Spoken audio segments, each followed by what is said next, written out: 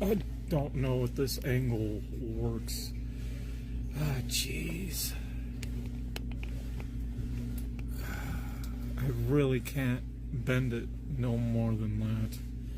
I do apologize for this angle. I really do. I'm going to show you guys a bit of my sketches here and some paintings as well. But also talk about, why, specifically why I just don't do this much anymore and why I don't sell them. So you guys are in for, I don't want to say a heartbreaking story, but it's enough to trigger, So before I get into that, my journey with art, if you will, and I think this is about close to the earliest of my drawings, specifically. And for back then, I was, considered about as talented, I guess you could say, as I could be. Right? Nothing special, nothing serious.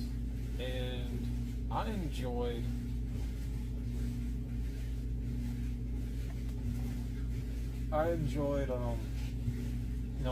really drawing a lot of cartoons like DC, anime, Marvel at the time.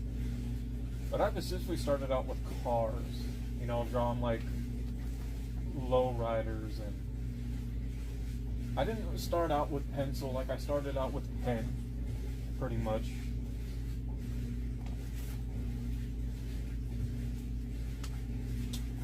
And just became, over time,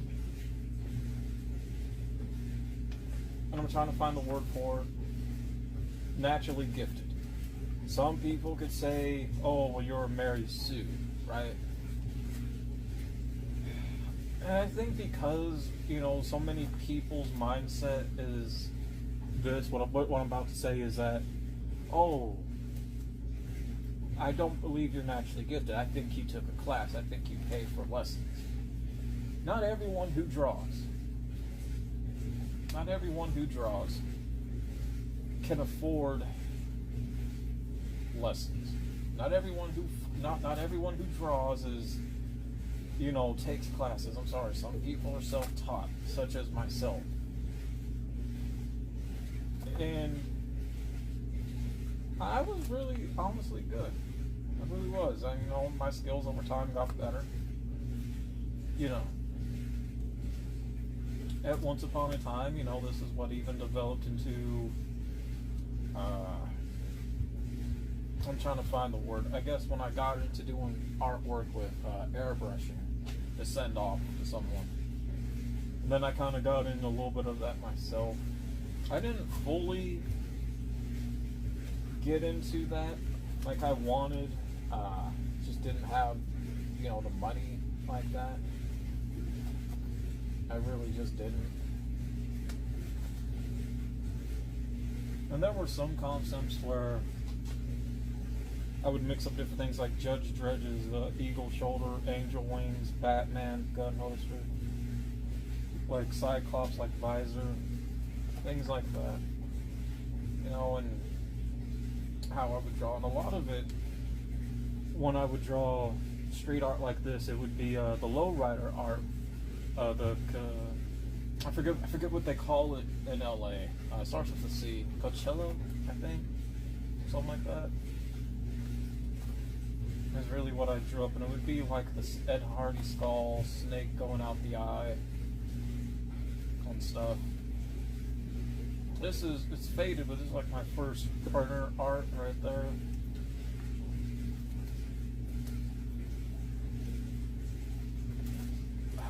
I don't know what happened to a lot of my older drawings over time.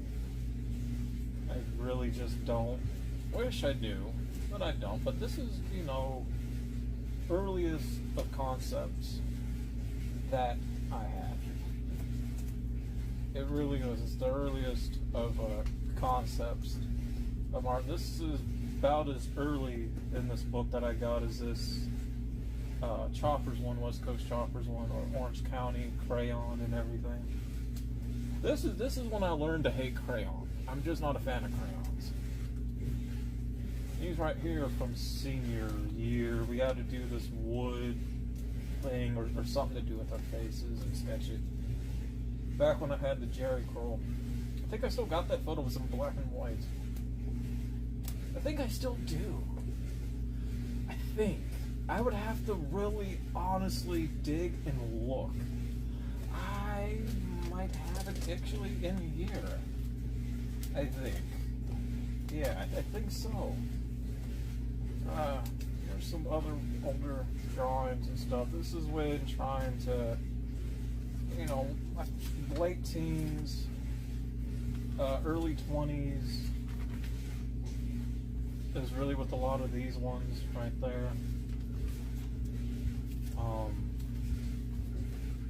Trying to think when I'd done these. I don't remember.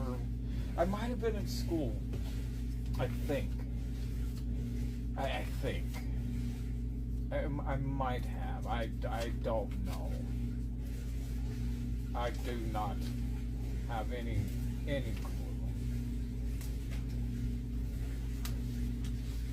And I don't know with these ones specifically. I know I was in my 20s, already out of school when I did them at the time.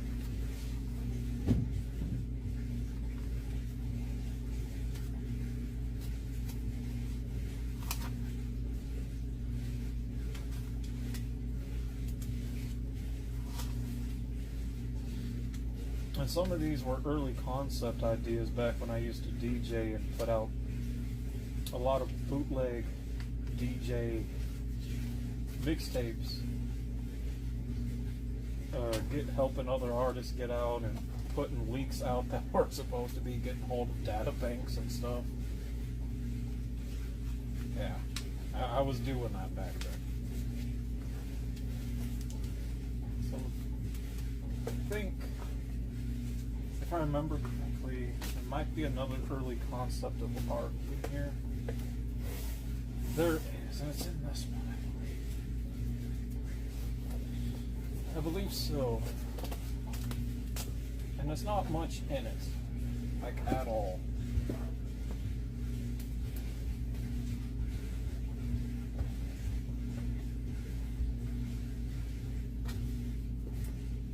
And it's in this one, and there's not a whole lot going into it. I just never bothered to finish it. Never in my life bothered to finish this at all. And I think that was just due out of my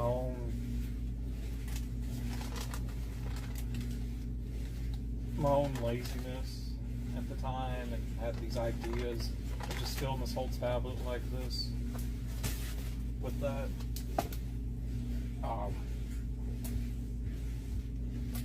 But I have a lot of sketchbooks here.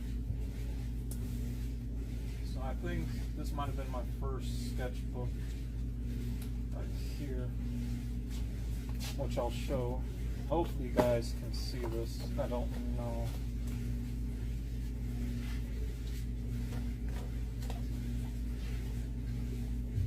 Now this is when my skills really bringing up more of my skills within this, which goes into, did I draw for people at times? Yeah. Did I make a little bit of money? Yeah. But over time, why I specifically just don't do this like this anymore, you're gonna have people out there that are just going to be absolutely judgmental. When I mean judgmental, I live in a town, right, that's supposed to be dubbed, quote unquote, the artist district. And they're not. Like, they do nothing to celebrate with art's history. When I mean art's history, I'm not talking about just like drawing and painting, but with expression of those of like woodcrafting and music, and it's always just so judgmental because they look at it like a sense of taboo, if you will, or it's just so, oh, if it's not godly, if it's not, older concept of art, we're not going to accept it. Or it's like, why are you doing this? You're going to hell type of thing. And I've been through that. I've been judged like that with art. I really have. Like, they hold no competitions. The only true art competition that I seen where art was displayed, it was took in Butte, Montana. I was young. I think my uncle Tony took me, and it was like at a mall. I kind of remember that day, but I remember just seeing so much cool art. And it ain't even just with that experience. Like, I just always wanted to do this nice gloss computer type of art style that I would see those even do by hand. They used to be on the old Dragon Ball websites, but it would always be a sense of, this art is like, oh, well, it's nice, but I won't pay for it because you're not somebody famous, and even if you weren't, where's the certificate of authenticity? And that's when I come to realize at one time, and I had this one drawing, I don't know if I still have it no more. I don't really care if I do or if I don't. It was this drawing of this Mardi Gras mask. I'd done in school one time, art class, and I didn't need art class because I was already skilled. I took it to pass the time. When you have nothing else to do, and me, was in special needs classes, I didn't feel like sitting in one class. So, I took art to get out of that class, to get out of the day. But it was this Mardi Gras art I did, this Mardi Gras mask. Right? And it was pinned up on the wall with a lot of other people's displayed in the front lobby of the school, so people can look at it, vote, and everything. And I had this feeling, it's like, why is it displayed so commercially? And I didn't like that. I just didn't like that. I like showing it off. But over time, you realize certain arts are not meant for commercial because, again, you're going to be around people who are just not going to understand art. But the art I do, and it's like when I went to an art museum once, it was boring. And that's when I just realized what I do with art like this is underground art. This is for more of your hardcore audience. Those that truly appreciate grimier art. This isn't supposed to be holy. This isn't supposed to be friendly. And a lot of people like art like this. It's just that, guess what? A lot of people don't really draw like this. A lot of people, tend to tone things down. But also you just have that point of just, there's just no more people that draw. And again, when you live in a town that is so judgmental, it's like that because it takes you from not really want to do any more art. It's like, for example, we had this yard sale at one time. But before I hop into the yard sale story, they used to have arts and crafts competition at Mule Day once upon a time. And my dad used to enter. He used to get like first, second place, a ribbon, and then, the first three, I want to say, would be the main ones that were actually auctioned off. But you could buy, if you were like a person that would go around and you liked what you saw, you could actually buy a lot of that wood stuff at that time from the people that entered. And this used to be where people would actually buy stuff that was done by hand. But these days, a lot of people just don't appreciate, artistry of craftsmanship because they look at it like this, right? They look at it like this. When it comes, and you guys are going to see it when it comes to my painting. So I really want to keep this part in mind of the conversation when it comes to that. But when it comes to like, wood craftsman stuff, right? They'll say like this, oh, that's nice And this is when we kind of get into the yard sale story. My dad had to try to sell a few of his wood stuff at one time, and people were looking at, like, he had some stuff priced between $15-$25, and some stuff he said, you know, with the sign said willing to make an offer. This goes into what I say, you know, with age doesn't always come respectful, doesn't always come with wisdom. Sometimes with age, with most people of elders, comes a lot of ignorance. And there were these older people that would look and like his stuff. And even though my dad was a white man, he really made a lot of Native American stuff. But a lot of the elderly white people just look and laugh at it. At the yard sale, you know, that hurt my dad's feelings. But he wasn't the type to show it, but I could tell. Now, I had to keep my cool. That wasn't easy for me to do. I did, but I kept my cool, held my tongue, because one, we were trying to make money. Two, I didn't need to be going off on these people, and that would make me look bad. It would have, you know, because people are like, oh, but he's young, you shouldn't have went off on your peers.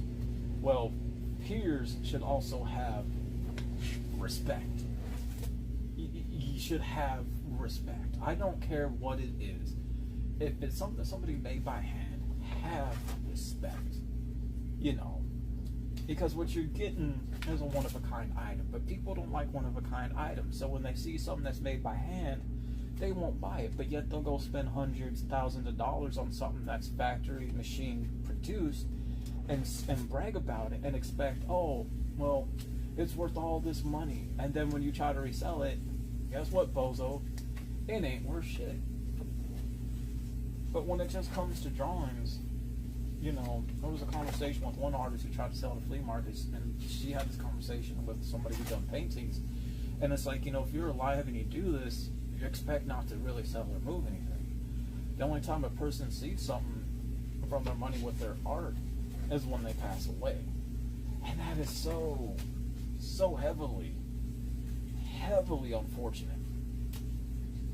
It really is unfortunate. But so some of the pieces I did for people, you know, mainly, you know, if they pay me, they pay me. But sometimes, you know, I do it out of curiosity, because these were people that love this type of art. People that said, hey, we know this type of art doesn't get the light. And, you know, those are the type of people that I enjoy, who stumble onto art like that, because they're very rare now. Very rare to come across, you know, people that really love art. And he's been down here so long, like the tape holding most of this is turning pink. But, you know, just really just going through that judgmental state. And people expect you to do art that's going to be family friendly or not too scary. Look, man, I wasn't raised to be soft. If you're a pansy, go somewhere else, you know. My style may not be for everyone.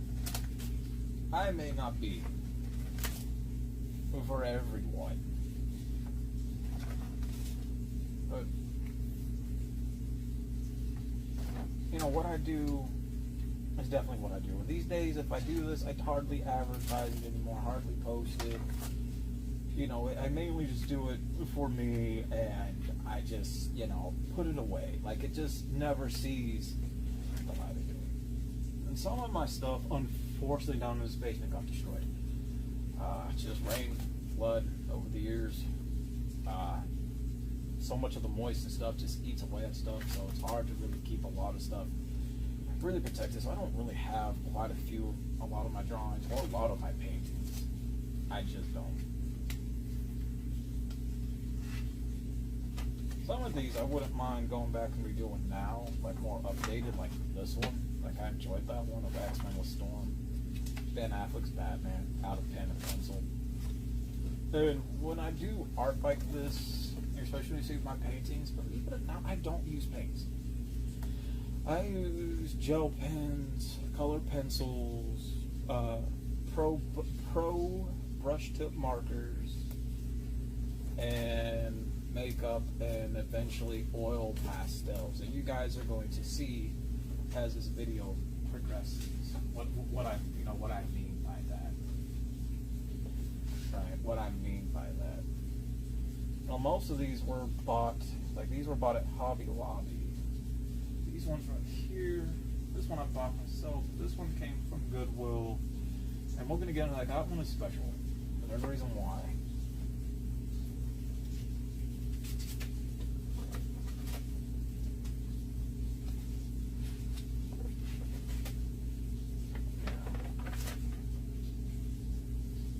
But, you know, this was again showing more of the progression of skills when I started trying to get into more of color, because a lot of stuff I used to do used to be so black and white. There used to be a lot of sketching and things out of that nature, and I would always try to capture what I could, the best that I could with the skin toning. You know, try to make it accurate. And it's not always going to be easy to make something as accurate as what you see. Most of the time, it's going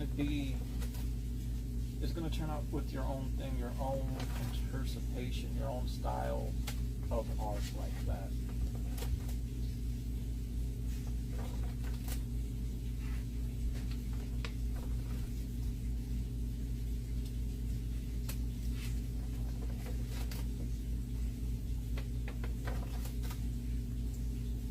I got one drawing still where I've done a whole new drawing, which, oh god, that killed my hand that day.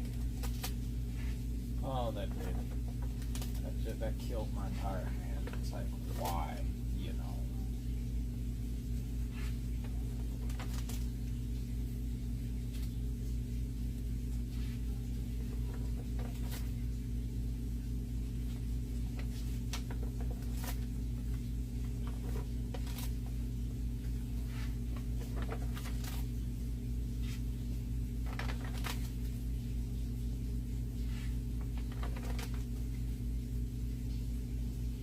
This one I like, but you can barely see it, and there's a lot of detail into it. But I didn't want to make it light.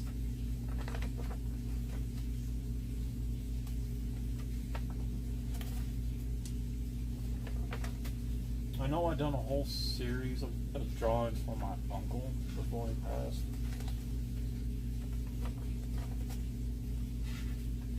I sent him a few like paintings.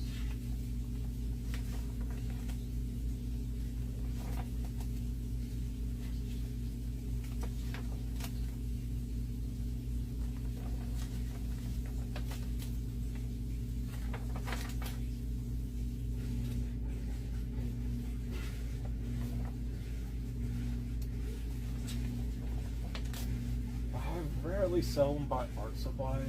If I buy it, I like to buy enough to last me for a good while. Let's be honest. Art supplies, god awful expensive. I know today's time stuff is expensive, but back then, before the economy got worse, art supplies expensive. Like some paints that are like diagonally my way this way, I had for a while, like a good while. Just because paints back then and now are just even more expensive.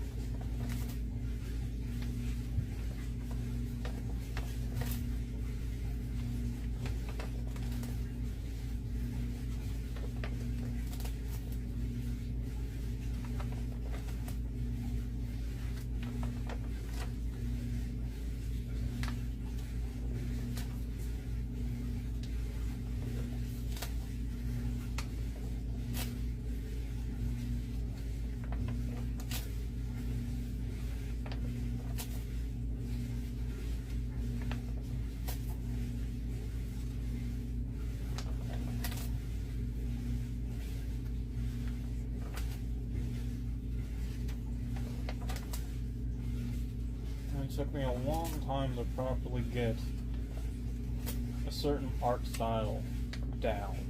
A lot of this I would sketch out, shade, and then add color on top of it. Sometimes I wouldn't fully do the full thing. That's just me.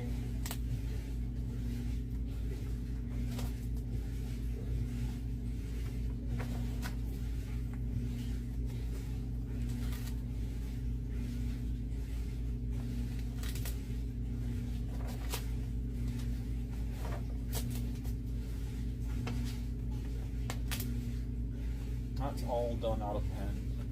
That RoboCop one.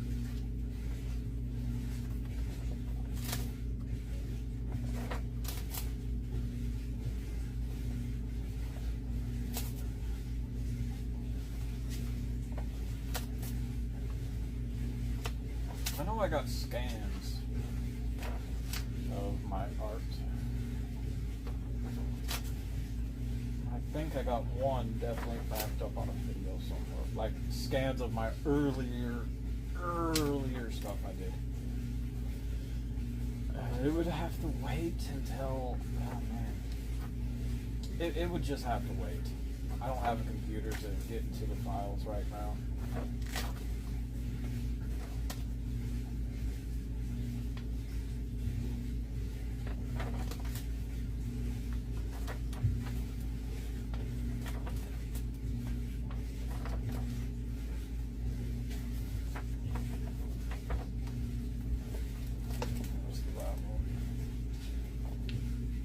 This sketchbook came from Goodwill. My dad bought it for me several years before he passed.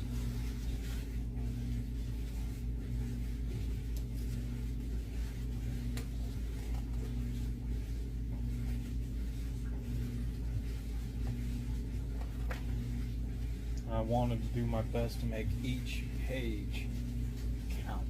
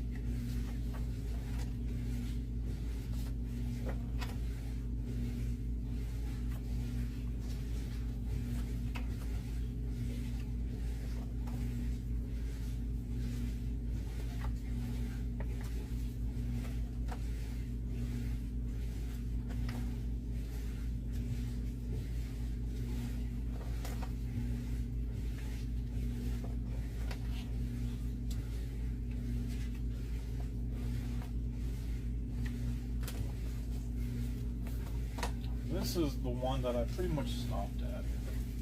One, like I said, I'm out of computer, so my references are like on a hard drive. It's flipped in there. Trying to make sure here, like all can be seen, like that's on that one. I wanted to do what I could here. Just kind of combining a lot of the materials that I use. And when I do, let me check the screen, sure a lot can be seen best I could here. Without losing a lot. Without tearing through a lot of the paper. When it just bleeds bad like that, that's when I learned I'll do one end like this, do another end on a separate piece of paper and tape it. Show you guys like that one right there, how it's taped, because of how bad it bled through on just a regular end. So that also works. Like that mountain man drawing I did. I do hope to finish this sketchbook eventually. I would like to. I would definitely like to. I think I may have my folder actually backed up with this that is on a flash drive that I can actually put on my game system. Okay, so there's that one. Now, here's some stuff right here in this one, Dad and Chaz last artwork at the time. This one I was trying to experiment with black paper, colored pencils. I don't know, man.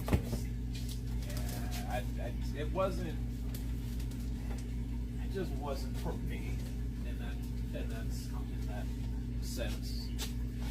It just wasn't. Never again will I use black construction paper. Never again. I think the only decent one is probably these two. All the others, I don't ever see myself doing again. At all. It's that point where you gotta say, nah. Just nah. The reason why this one's titled the way it is because I just needed to get other stuff done out the way personally after my dad passed. And this is my dad's art in here with this end of it. Certain little sketches and stuff, especially when he would do woodwork. Different concepts out of that nature.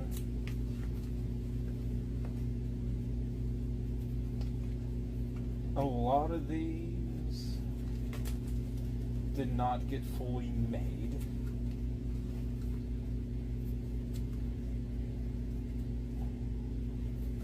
This is like the only arts that I have from my dad. Like this is the only one. These animals right there.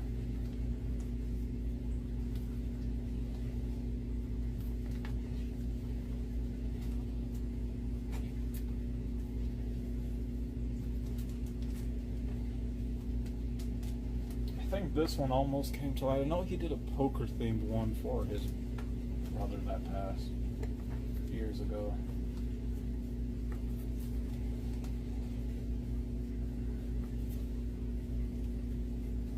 There's some bigger ones in here too.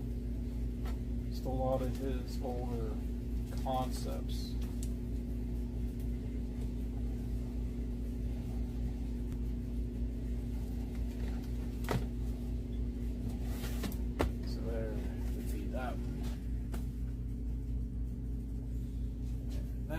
We get to this one, which again I hope to eventually finish. It's my goal to really fill this one up. Now some of these earlier pages right here that helped me with shell shading, and that's the one that took me forever to get back down, are done off coloring pages. And it helped me get that practice. It helped me get the ideas of things I was going for, from light to dark, right? From light to dark. Just come up with the concepts, come up with the practice of self-shading, right? I see how it started to develop, especially when you add your own to it, right? Which would be where we get into that right here. This is when my art started to look like the way I grew up watching old cartoons and animations. Then I said, okay, let me keep practicing again with some of these coloring sheets until I felt like I was ready.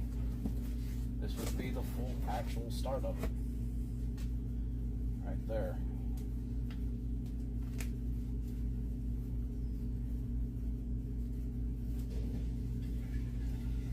For me, with this one, I still want it to be my best work when it comes to this. I even got black and white sketches too. Some of the black ones I may not show due to censoring. But it's what I wanted to do, what I wanted to experiment with. And I know how the algorithm is with Facebook.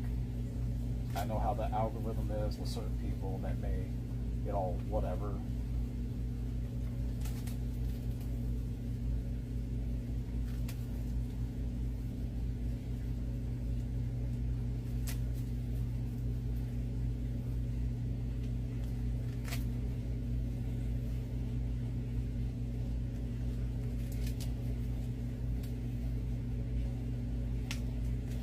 Captain Planet, but with human skin toning.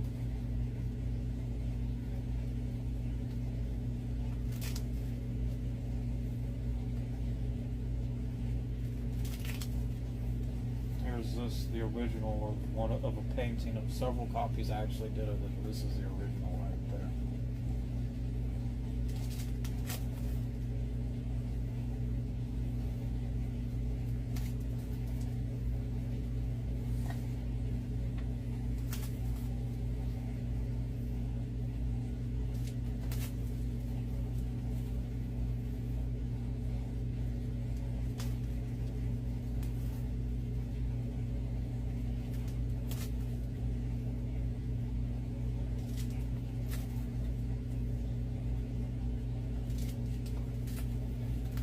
are some other markers I would love to use. They're like paint markers and look so cool, but they're like really expensive.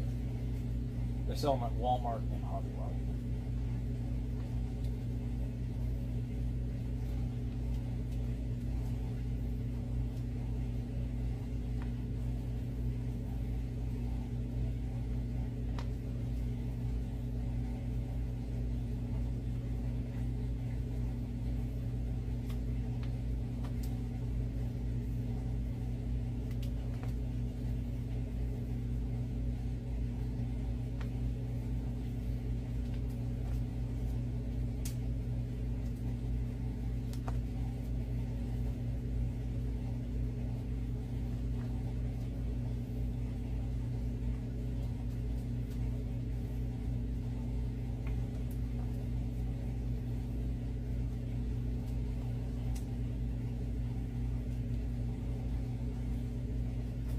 One of the very first Dragon Ball pictures I actually learned how to try to do would be False Super Saiyan Goku from the Lord Slug movie.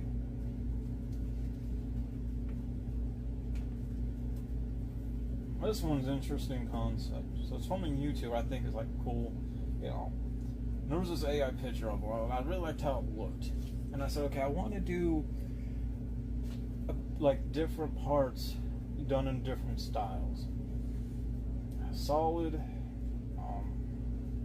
pen sketch, pencil sketch with pen, right? Pencil, cell shading, block, and line. I like how that came out.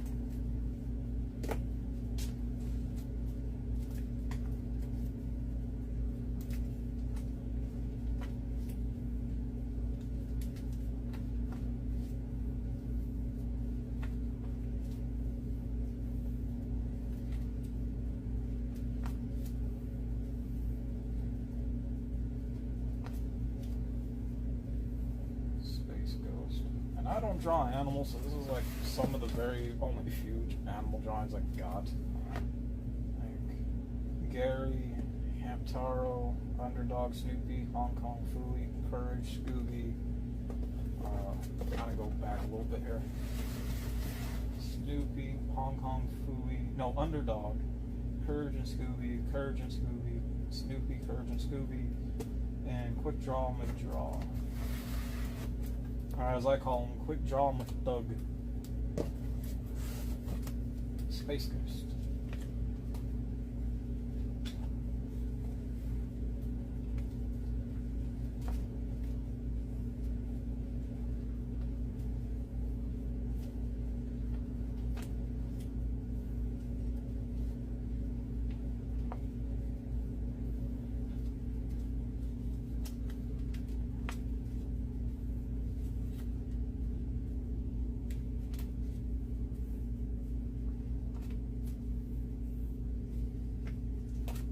This is where we get to some Beetlejuice drawings from right here. So we got Bob. We got what was supposed to be the villain antagonist of the show. We got Jenna's character, Beetlejuice himself. And this is when I've done like, okay, concept, copy of the prints. Concept, copy. Concept, copy. Concept, copy. Now, when it came to like Yu-Gi-Oh, this one took me so long to really do. Because it's from Duel of Roses. It took me so long and years to master that drawing. I've done this one a couple years ago. I'm like, finally, it turned out the way it was supposed to, and I loved it. Because then on this one, you see a copy of it and the concept of it on top. Then you have one from The Corpse's Bride, which I said, okay, let me not make her gray. Let me put like skin tone coloring, but kind of have that grayish influence a little bit, kind of like You're Dead But Alive type of deal. Which then kind of did the same with that one. Some of these are, this is where, you know, where I left off at with those ones. And like I said, I'll pick up with them eventually. This is where we get to more of the black and white stuff though. Like this one out of like markers, black and white markers right there.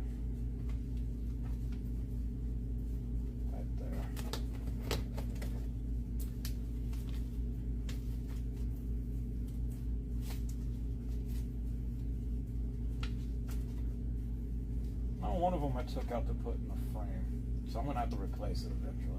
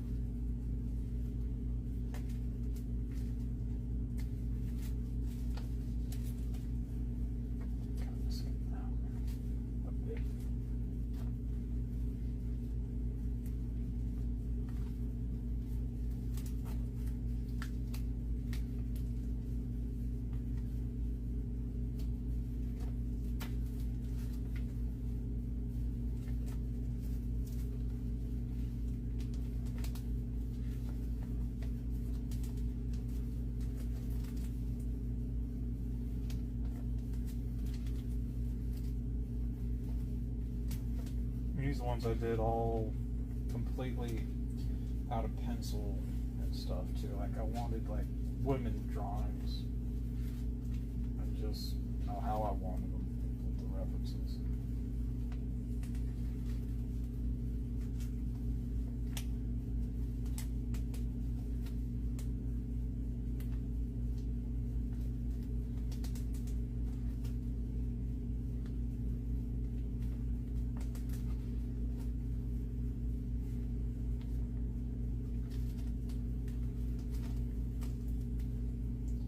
I know one question is like, is there any person that is hard for you to draw?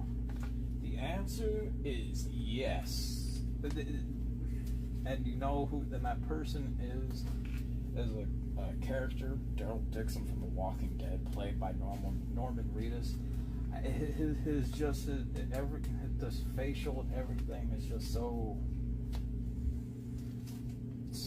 difficult for me to draw.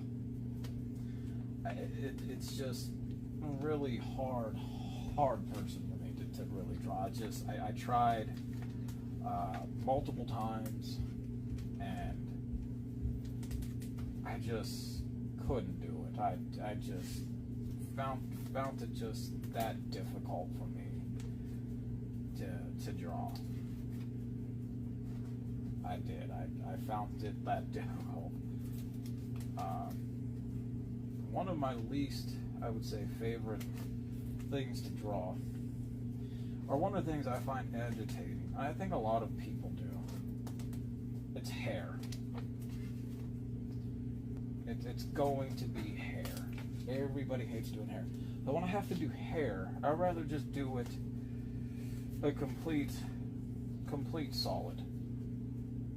I'd rather just do a complete solid with hair. Because trying to get every single little detail and highlights, it gets annoying. Drawing hair for a lot of people, it's not the easiest, and anybody that does art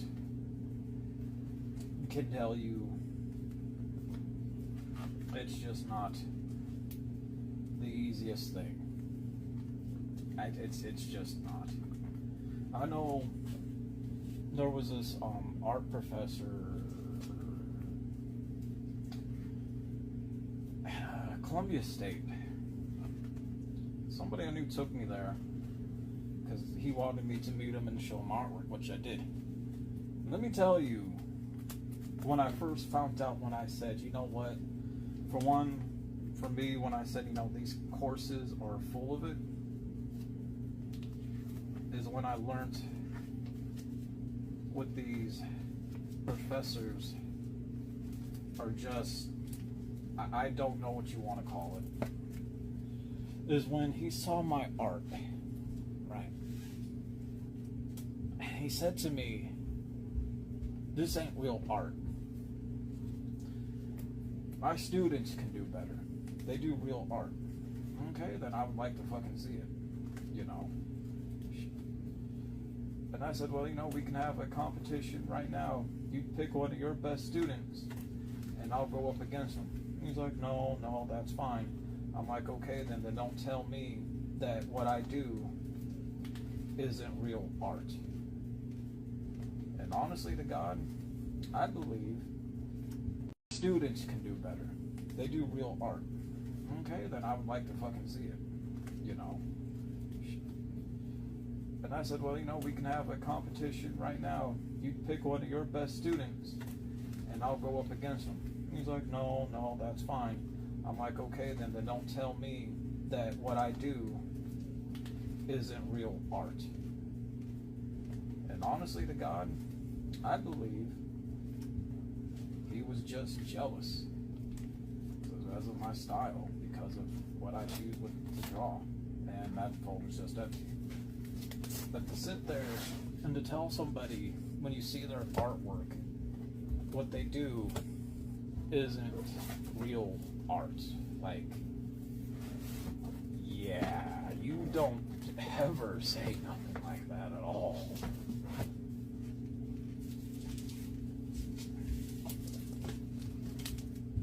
Because what they want these kids to do is not to express themselves, but they want them to continue boring concept artwork. Now I'm going to show you guys some paintings. So I gotta figure out how I'm going to kind of show this one, and I don't know. So give me a minute. So this is the first batch of paintings that I have. One of my personal favorites, ones that did not really get destroyed and everything. And then I have another batch that I finished in a box and frames over there that I'm going to eventually pull. So it's going to be a long process video. When it comes to that one conversation where I said, that we'll pick back up on, that's when it comes to canvases, paintings. I don't really do a lot of canvas stuff like that. And a lot of people who would see stuff like this, they'll see it, want something for nothing, or they'll be judgmental. And this is when they say, hey, you're not famous, or where's the certificate of authenticity? Oh, they'll ask these real, complex art type of questions like, I'm a painter, dude. I'm not somebody famous. I'm not a Picasso. This isn't like a Mona Lisa or whatever. Like, you're asking me stuff. For one, I'm gonna say I don't give a shit about. Two, if you said you're looking for somebody to paint something and you want to buy something because you like art, then be supportive. Don't sit there and pick every single little thing. But when people just, again, see paintings that are actually done, one-of-a-kind pieces, one of one, they'll be like, I'll pass it up. But they'll go spend machine-printed paintings on canvases that are sold at places like Hobby Lobby, and then brag about them. And then when they get tired of them, they try to sell them, and then they can't sell them because they're not worth anything. So people toss them out or they donate them. It's stuff like that that just really annoys me. But that's also why I just don't do artwork for people, because one, you got a lot of people that are just unappreciative. People that are going to want something for nothing, or they don't want to buy it because it's not factory produced, right? Or it's not commercial, or it's not grandma and grandpa's artwork. Old people art, or like the art that you see in offices. It's whatever. I did this one for my dad when he passed, and I did this one for my Uncle Dino when he passed, right there of a dolphin, because he liked dolphins. But that's just, what I'm explaining the best I can is just why I just don't do those types. I just don't do them. that's just when I learned how just, unappreciative, ungrateful, people can really, really be, because they see something that's good, well done, and they like, I want that. I just don't want to pay you for it, And it's just stuff like that where I just don't do it. I'm gonna grab the other ones here. I'm hoping I can. Oh God. I don't know. Okay. So I'm gonna end before I continue. I know there's one painting some people are probably gonna ask about. Where's your Wednesday Ginger Snaps one? Gotta remember that's hanging up in the room upstairs. You guys actually saw that in a video. So, let's go ahead and get started. These are the ones I have framed, and my thing was I wanted to do a certain series of paintings that could fit in a frame. I still got some canvases and backboards left, just no frames, and again, my references are on a hard drive, so I ain't got access to them right now.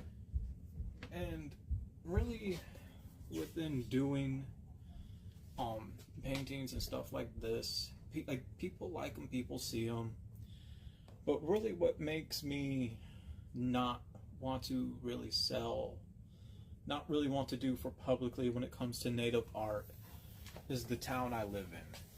And you guys heard me speak about how they are in a previous video, but when it comes to art like this, right, that I'm showing, there was a woman who had a Native American sketch,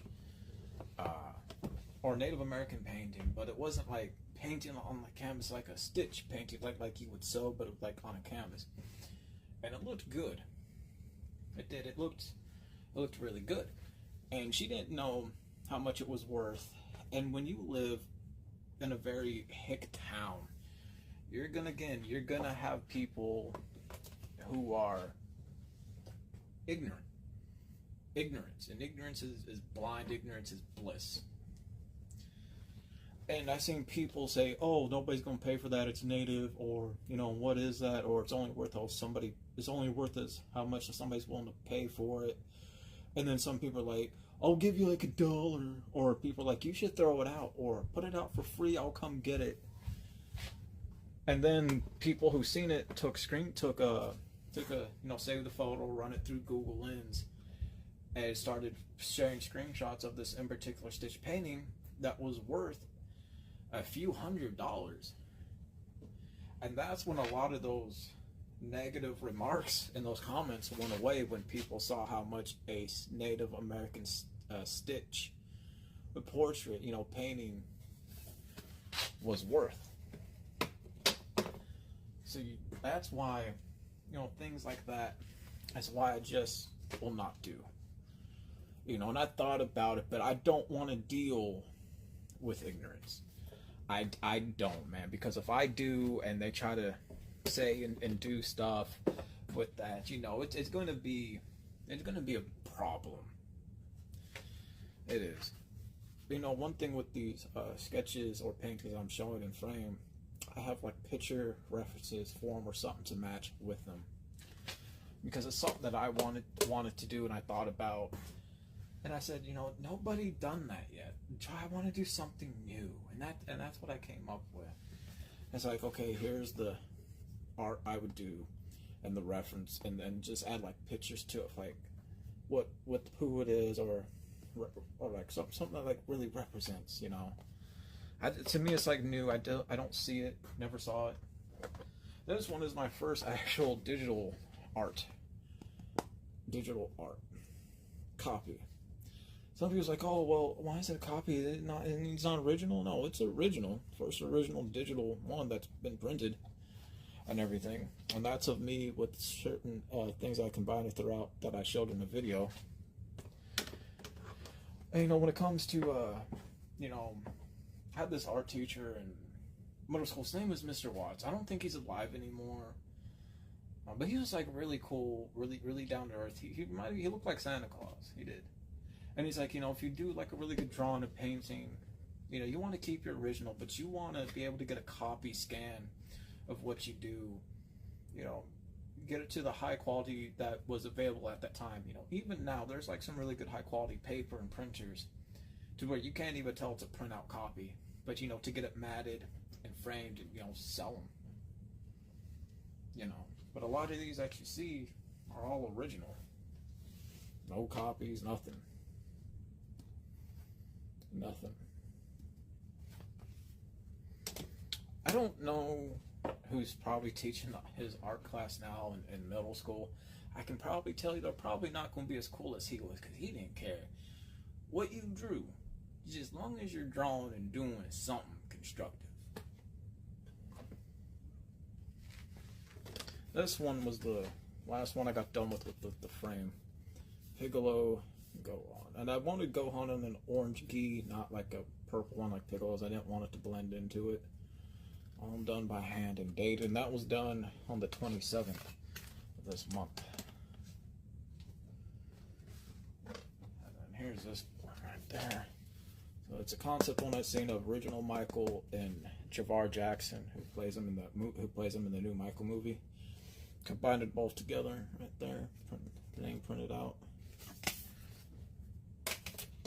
Now this is an older one I did. It was like one of my favorites I did out of gel pens with the colorful background and rhinestones I actually glued on it back then, years ago. It's like so cool. It's just really one of my favorites I did. I really enjoyed that in particular one I did. Let me show you guys one of my personal favorites, like the really only big one I got. And I just love it. I had multiple copies of this album that were worn out, and that's 50 Cent The Massacre. Right there, look at that. All done completely by hand. Everything.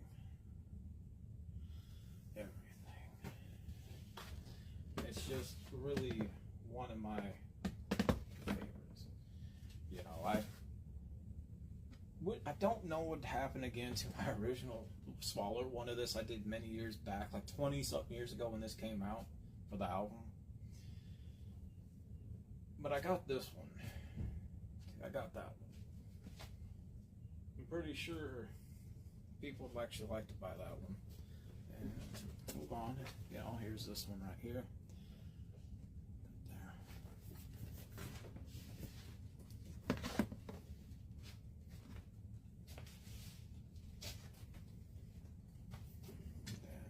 This one right there. Some of these were not easy to put in frame. For me to get them to stay, I had to have like some cardboard in the back of them and maybe some foam that could fit. And this one is of a drawing I did. You guys can see that one.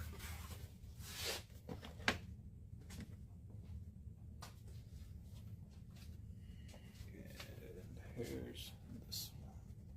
First one I actually did when I started this series. Right there. Yeah, it's my artwork and my stories behind a lot of it, and why I don't do this publicly, why I don't really do for people like that, and what goes into it again. It's my experience, and I'd rather this is it's hard, you have people just don't appreciate anything. It's like a lot of certain native paintings I've found at Goodwill that I save because, again, how people are when you live in such a So, as I was saying, like I had some paintings here I saved from Goodwill, and let me find a few, like this one specifically, like right here. It's a painting, but it's like printed. And when it just comes to like a lot of native stuff like this, people throw out, they toss because it's not, not to really defend anybody, but it's like, oh, it's not white, it's not the Civil War or something, It's like I have this one I think it's Wild Earp. I think it's like a Wild Earp copy of a painting in the living room. It's like fully framed, but it's like really big and heavy, you know. And people would, here's a good one right here that I think the last painting picture I bought from Goodwill, people would look at this and say, this isn't holy. We gotta toss it out, right? That's just the type of town that I live in. And it's sad. Don't get me wrong, you know, I like certain things like this, and this is type of stuff that a lot of people in this town gravitate towards, because they'll look and say, that's more better.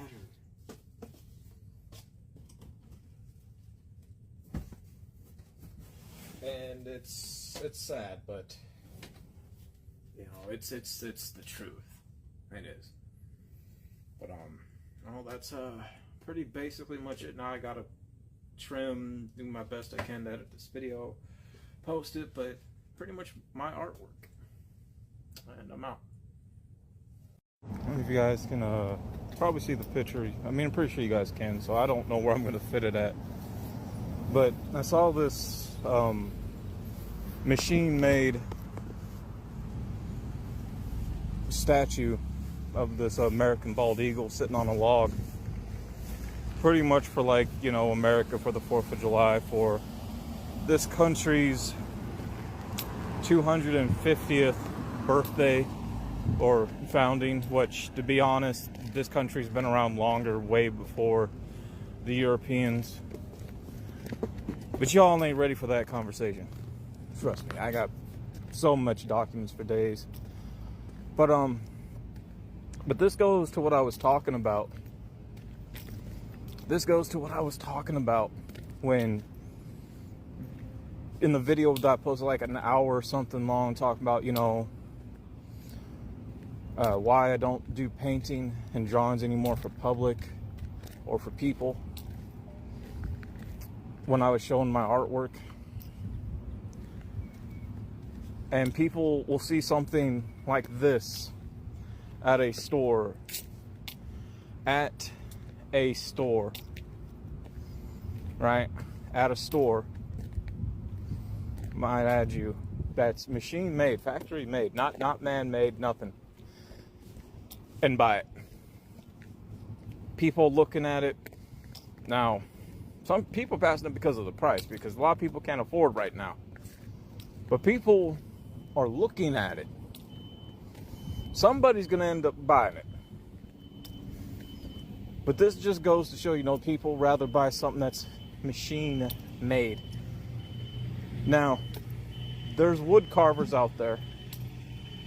There are people who can even probably do this out of pottery clay.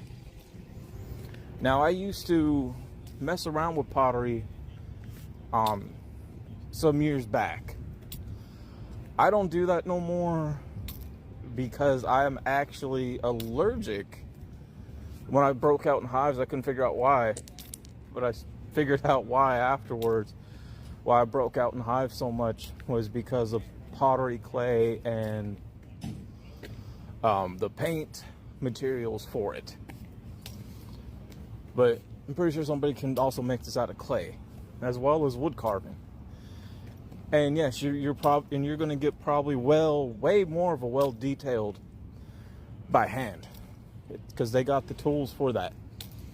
And people will see, you know, again, something made by hand. And let's say if that was made out of clay, right? Like a pottery sculpture, like solid. People will see that. Let's say the price is $15, right? Let's say the price is $15. And now I'm speaking on experience here, just based off the town I live in, with some of the ignorance of people that live in this town. If you are offended with what I'm about to say or do, then this ain't for you. Let's say I made that same sculpture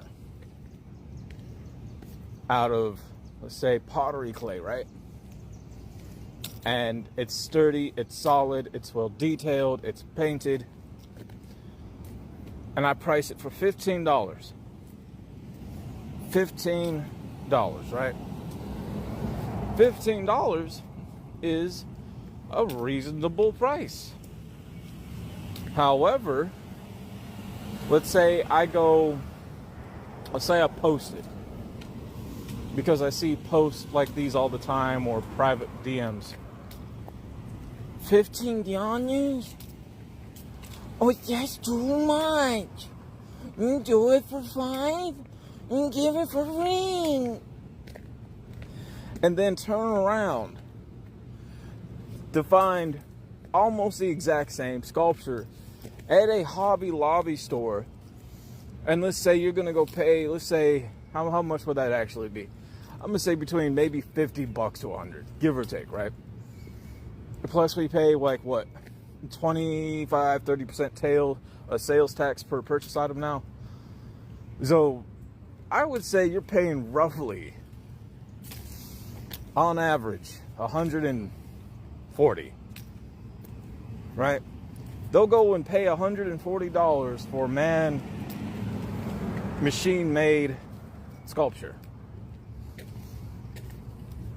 but yet bitch about something that's handmade for $15. Now let's say that was out of wood, right?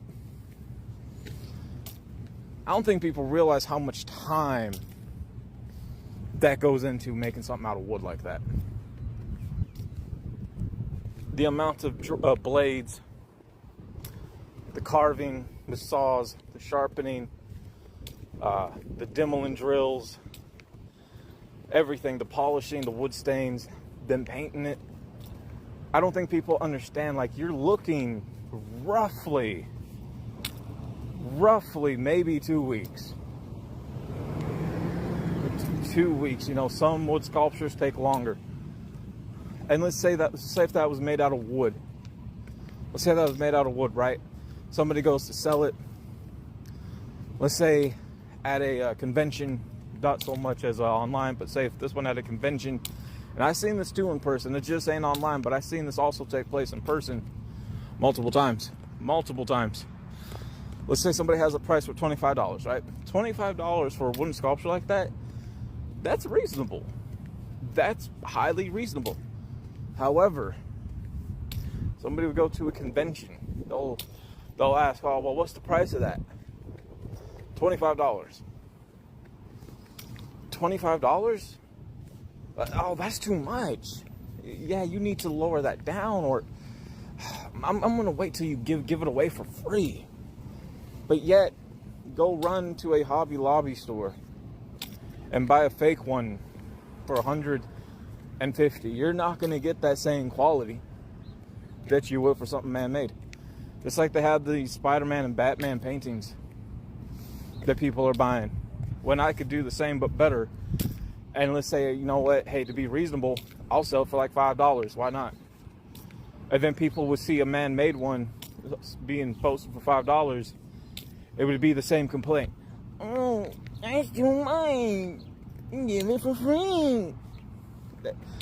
I know a lot of people like make fun of Anakin Skywalker when he whines, but that's exactly how a lot of people in this town sound like to me when they just cry about stuff like that. I like this sculpture. I do. Now, I don't have the full tools to be able to carve something like that. I probably could. Don't get me wrong. But these days I don't have time. But I take a look back. At some of the stuff that I tried to sell that people bitched about. I had 3 display shelves, brand new, inbox, small square display shelves, brand new, inbox, right? Asking no more, $15.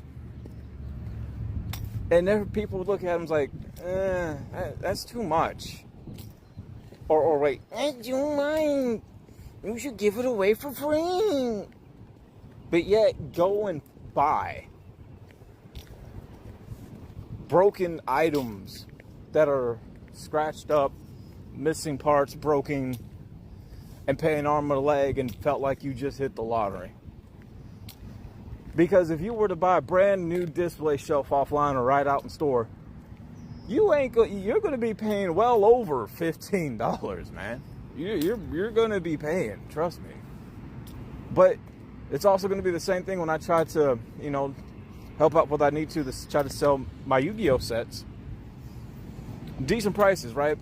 For me, I said, if you want the full set, when it came to the Kaiba collection, Legendary Duelist 2, all 3 different Battle Cities, like Battle City, the first one, the Streets of Battle City, the Battle City Finals, Legendary Dragons, plus some random pulls with full and regular holos. I said 120. That's a good, reasonable price. 120 for that, plus mint condition, and some of your main big pulls highly protected. You go to a vendor and see if they'll sell you that for the same price. They're not.